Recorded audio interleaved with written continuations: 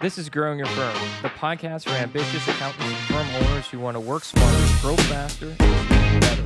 I'm your host, Dave Cristella. Let's get into it. Hey everybody, Dave Cristella here, founder and CEO of Jetpack Workflow and host of Growing Your Firm podcast. Today's guest is Doug Lewis.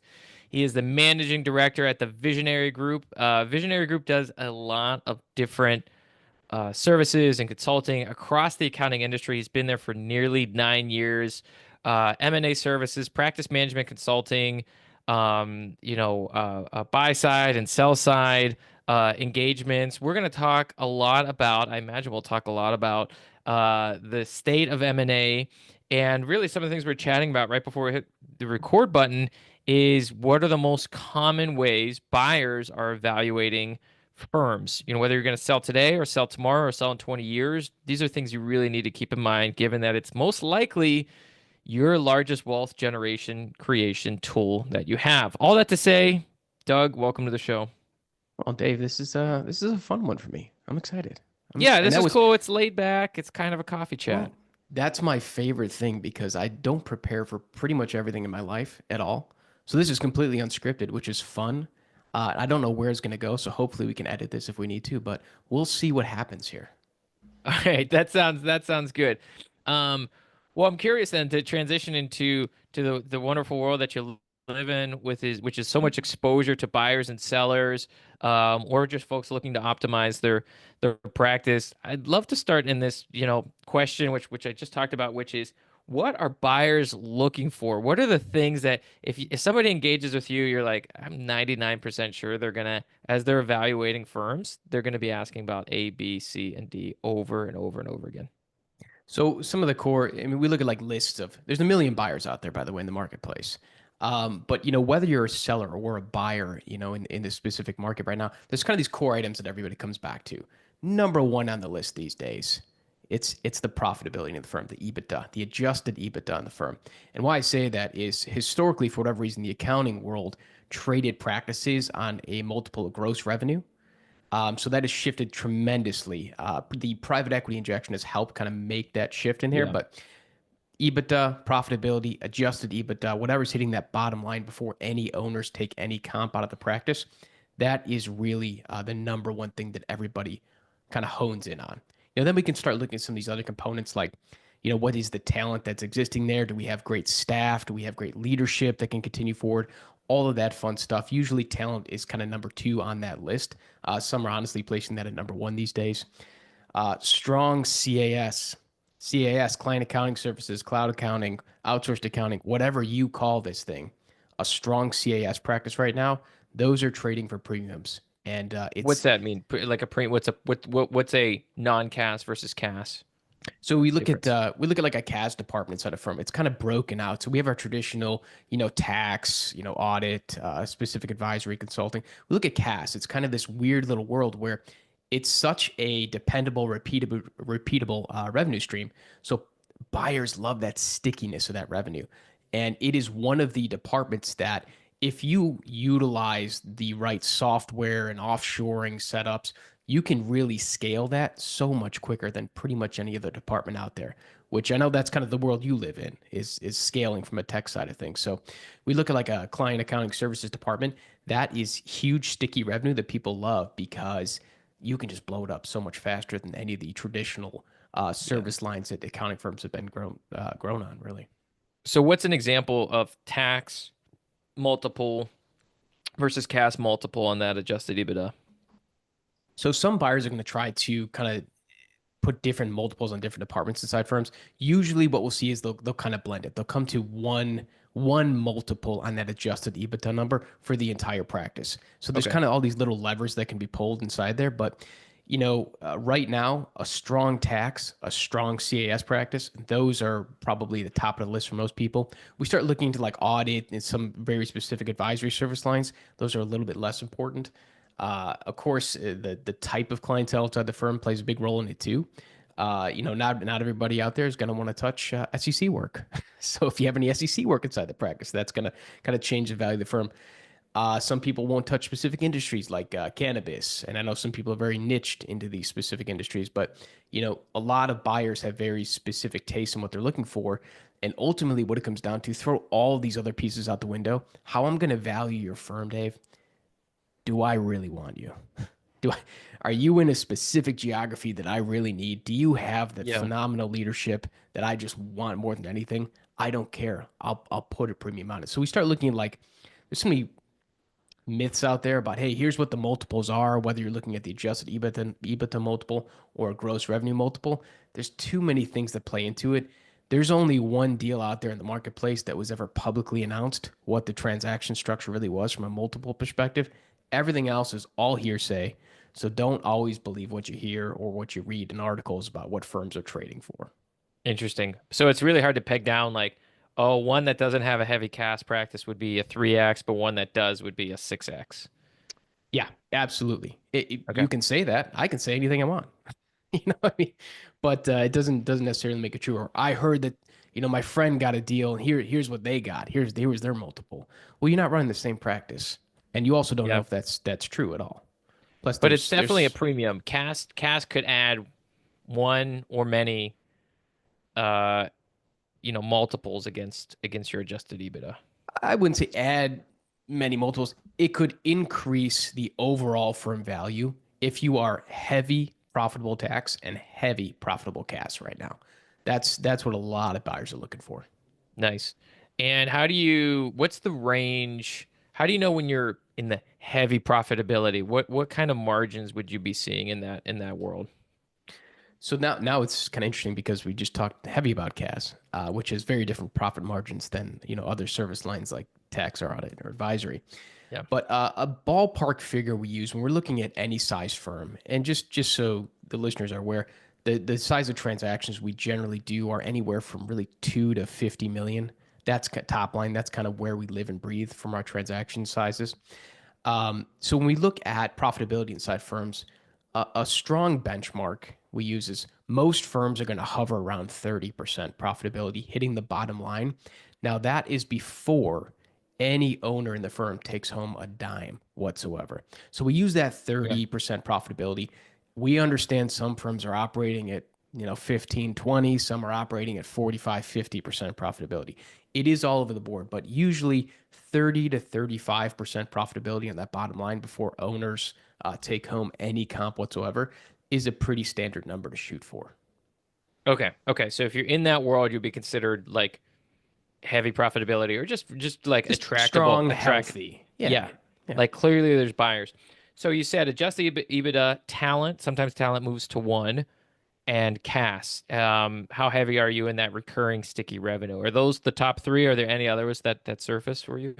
Well, I mean, we're assuming that the culture is even somewhat aligned at this point in the transaction. So it always starts with culture. Do we even like each other? I mean, Yeah. that's the simplest thing to do.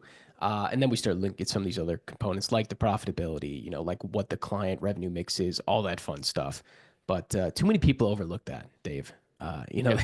They start looking at these transactions and they start, they get the spreadsheets out, they start, applying multiples and digging through due diligence materials, not realizing, oh, well, I don't even really like you that much. I don't know how we're going to work together. We're not culturally aligned or there's some kind of gap in our leadership. So that's step one is do you even like each other? When you mention talent, is it when it moves to number one, is it because the firm has a skill set that you desperately need, or that talent sits in a region you really want to have more exposure to? Or are there other variables that elevate talent to number one? So I don't know if you've heard, Dave. There has been a bit of a talent shortage in the accounting profession for some time now. Yeah, And I mean only since the first day I ever started here. First it was, these millennials, they don't want to work anywhere. They don't know what they're doing, they don't want to work anywhere. And then obviously that flipped to the pipeline shortage. And then people exiting accounting firms to go into corporate America or something else. They're going to go start a botanical garden, in the new rural home that they bought or whatever. So yes, forever and always, maybe not, hopefully that's not the case, but only for the last 10 years. I've been that seemed I've like been here. such a specific example that you just threw out there. I feel like there's a story there, but we don't have to go down that. The Another day, botanical another garden. time. Yeah, that does actually jog a memory. I was doing a succession engagement for it was about $7 million firm at the time, accounting firm. So we talked to all their succession leadership, kind of going through what they expect to see in the firm, the components of buying in, buying out, all the structure stuff and everything in the deal.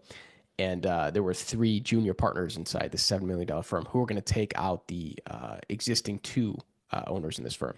Okay. And the three junior partners, number one, within 10 minutes of talking to her, she said, "Yeah, I probably want to work here about another 5 years, and then I'm gonna start a family and then just not work anymore."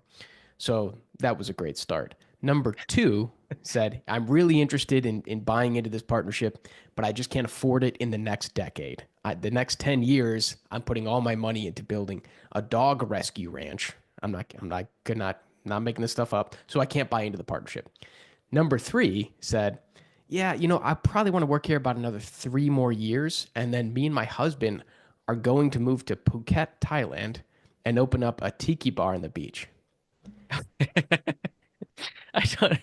So what do you do with that? Let's double click on these because this is the in the trenches things that surface that we've done Yeah. interviews where it's like multiple this blah blah blah value creation get better on pricing maybe offshore a little bit more or less AI this tech stack that but let's get into what really happened. So you're in the $7 million firm. You have two senior partners that are like, Doug, great news. I already have the buyers lined up.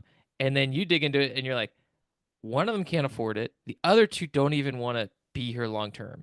What do Yep. you do next? How do you start navigating this dance, right? Well, that specific, I mean, that one that stuck with me for some time. But what we wound up doing is the one that did want to do it but had to push it out, we restructured how they could buy in over time to make it Yeah. a little more absorbable over the next decade.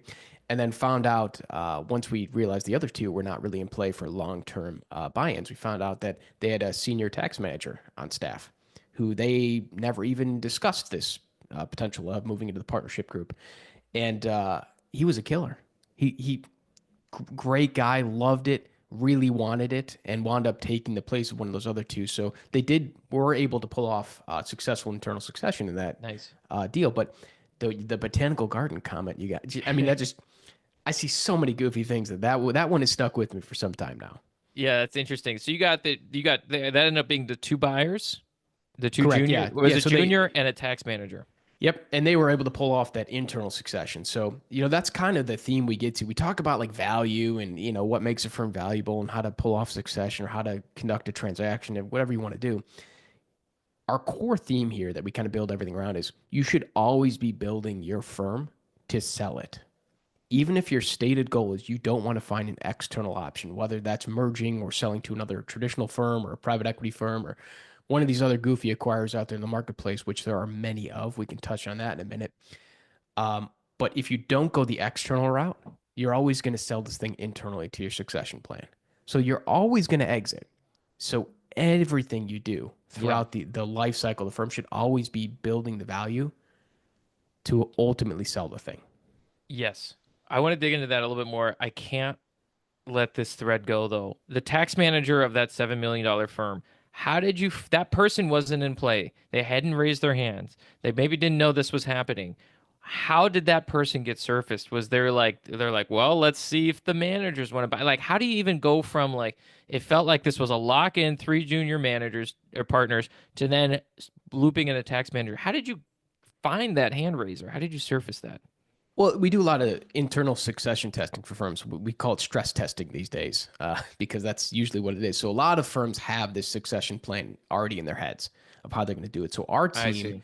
has this process to come in and go, okay, let's lay it all out ahead of time. Most of the time, it's never even written out. It's great. It's just in everybody's heads. Who's the next level up? Have you had these discussions? Let's iron this all out. So when we go through that, we go, okay, great. We're going to talk to this small group that you think is the right people. Is there anybody else that's hanging in the wings? So in this specific scenario, I said, yeah, we have a couple managers on staff. They're, great. They're a little bit newer, Yeah. so we incorporated them into this whole process just to talk about growth of the firm, future, where they want to go.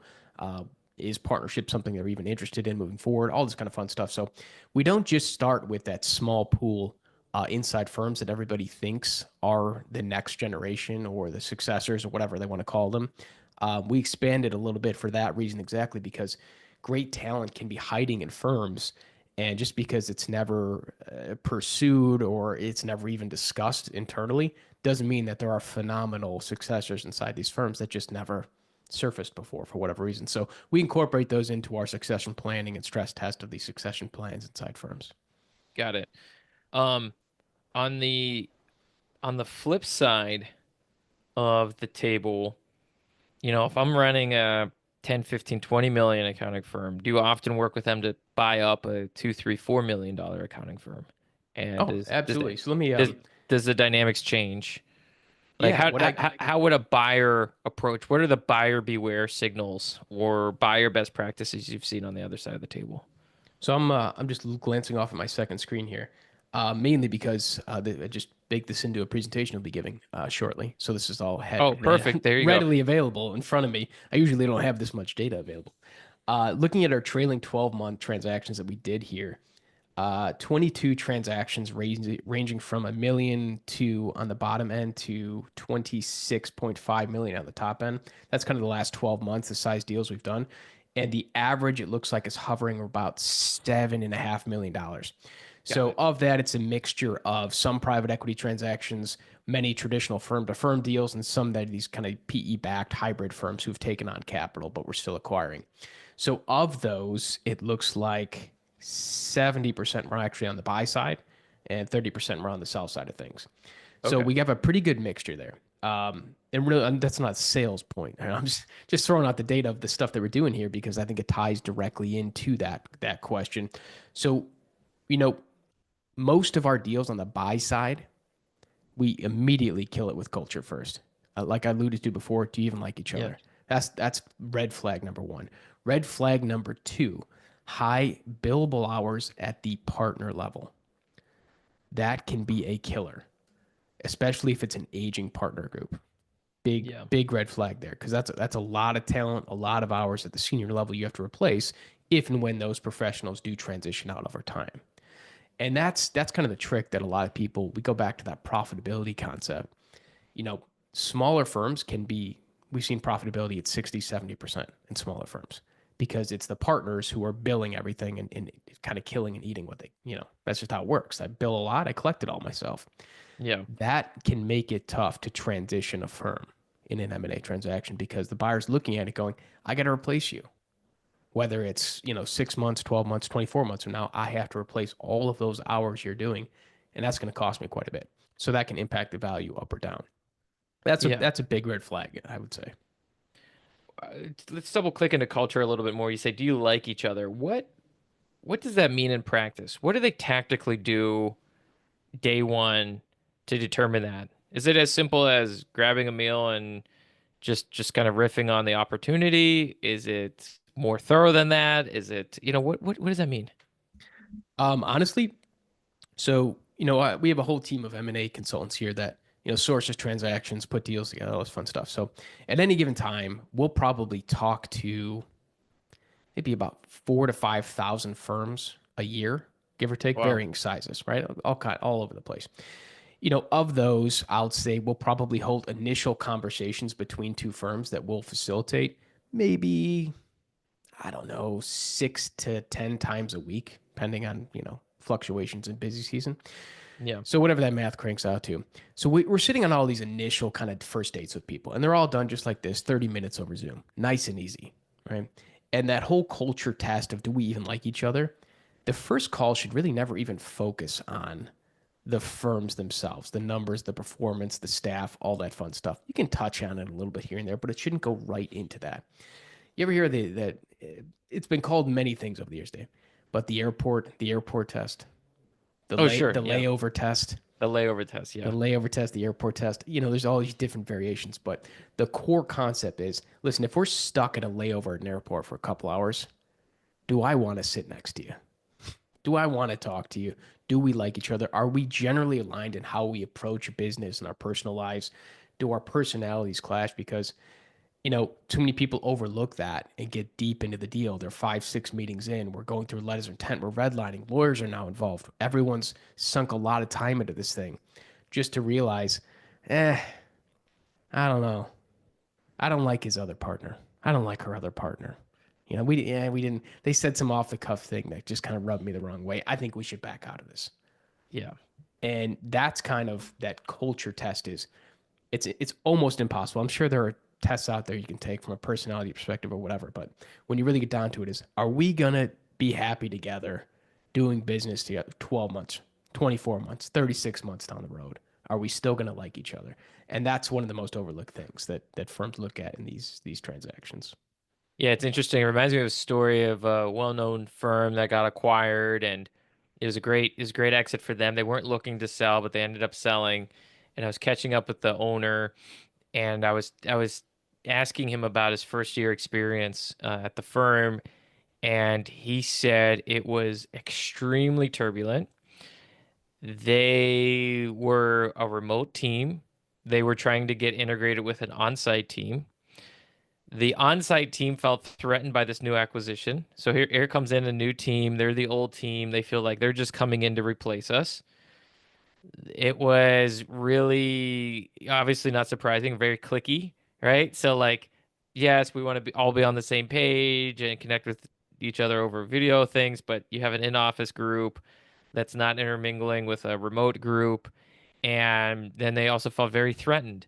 And then they also felt like, well, yeah, I know we acquire them, but like, we the way we're working works. So they should adapt to us. We shouldn't have to adapt to them. And there was like essentially 12 months of infighting while they sorted it out. And they did sort it out. He was 2 or so years, into it, and year two was much, much better, but it was very turbulent. He had gone through a lot of like, did I do the right thing?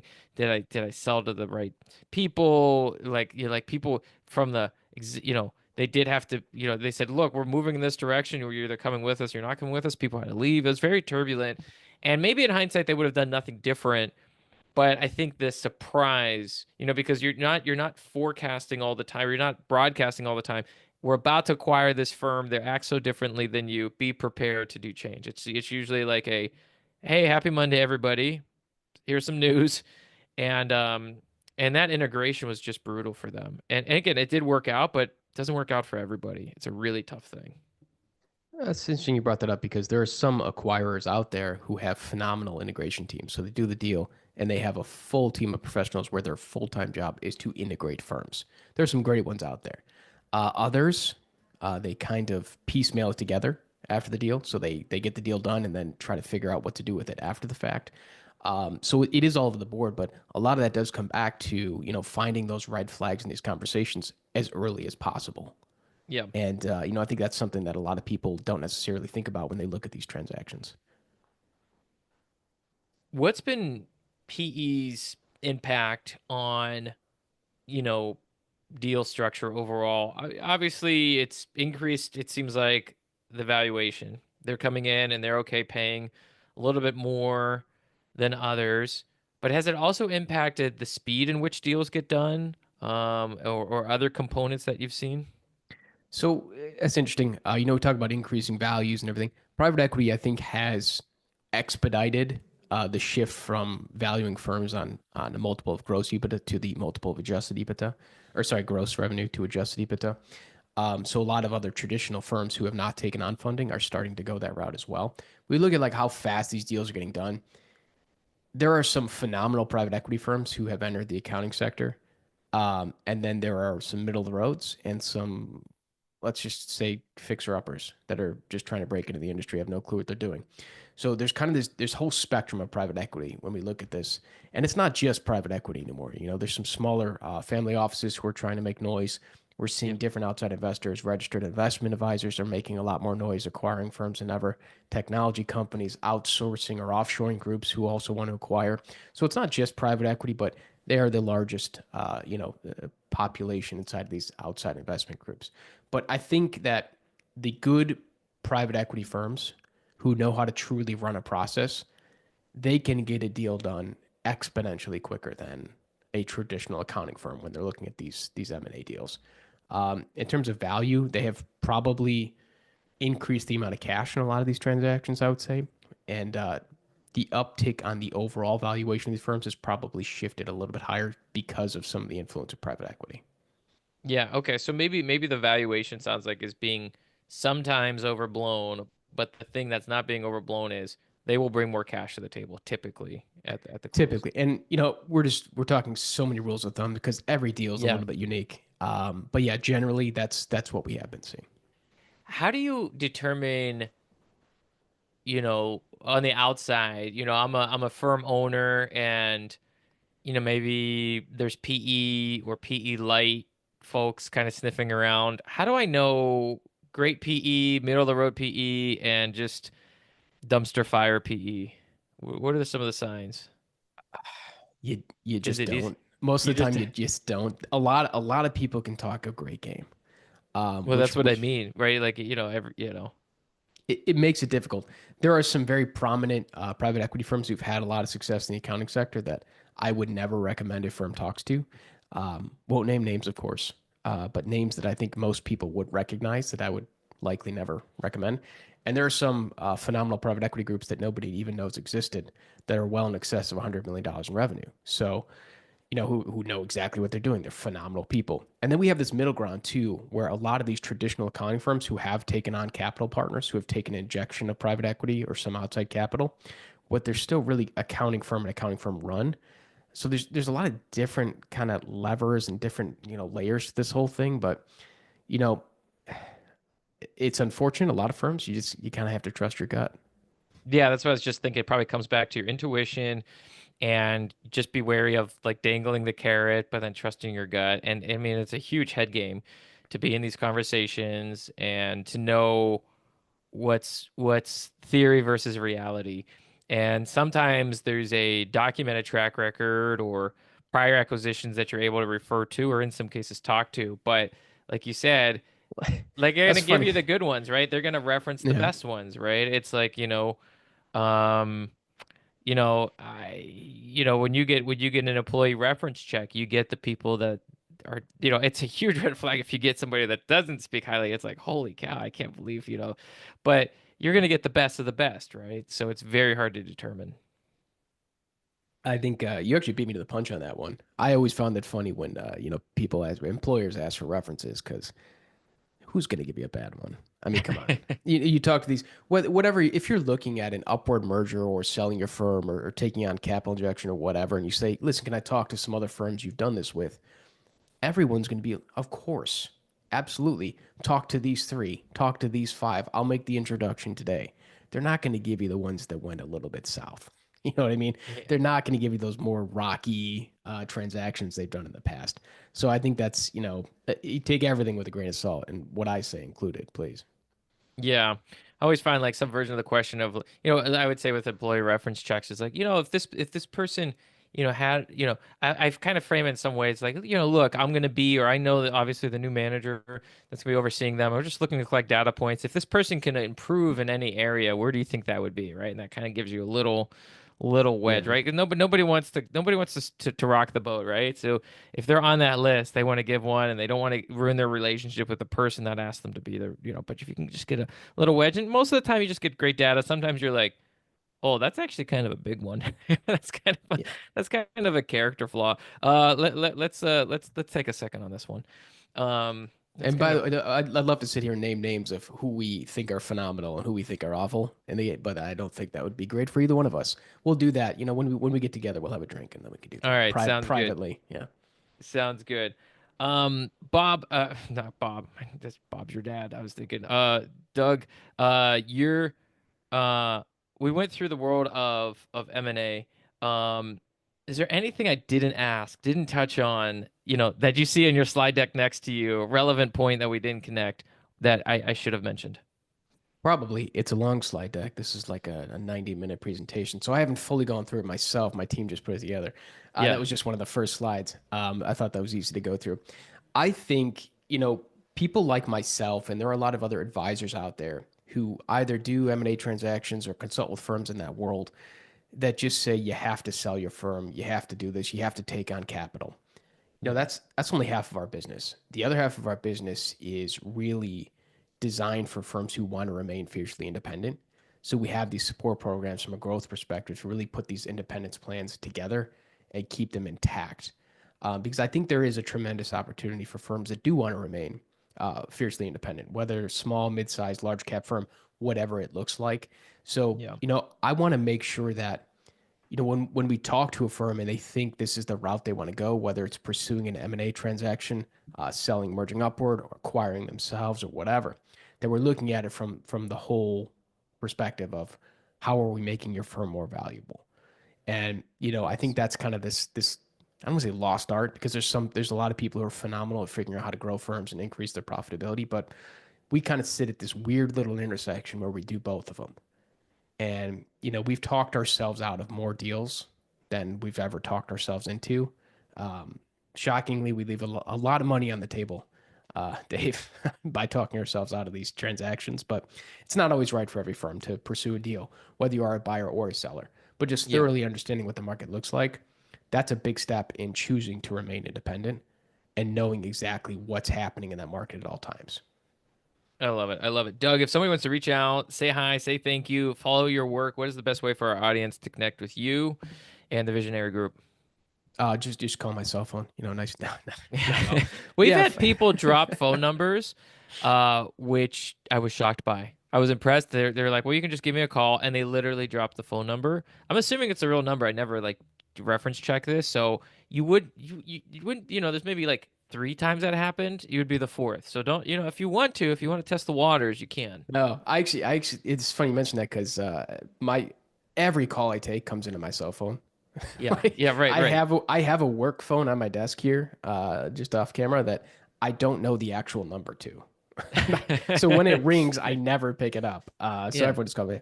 Listen, thinkvisionary.com. If you want to check out our website, we're on LinkedIn. We're pretty much everywhere. We do the conference circuit regularly. Last yeah. year, I think we did 52 sessions across the board. I think we're in the high 40s so far this year is the plan.